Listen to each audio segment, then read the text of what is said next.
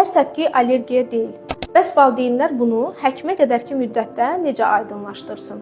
Əgər övladınızda hər hansısa bir səpkini görmüsünüzsə, bunun allergiya olub-olmadığını aydınlaşdırmaq üçün 24 saat müddətində nələr baş verib onu gözdən keçirmək lazımdır.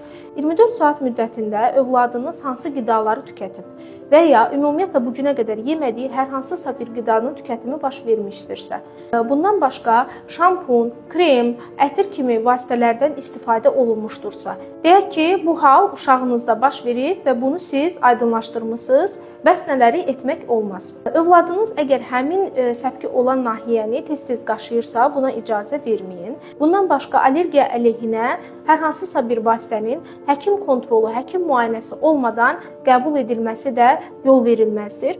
Ən azı övladınıza kiçik ilıq bir duş qəbul elətdirməklə qaşıntının şiddətini azalda bilərsiniz və ya həmin nahiyədə hər hansı krem, ətir, hər hansı bir maddə varsa yuyulub gedərək bu prosesin zəifləməsinə kömək edə bilərsiniz.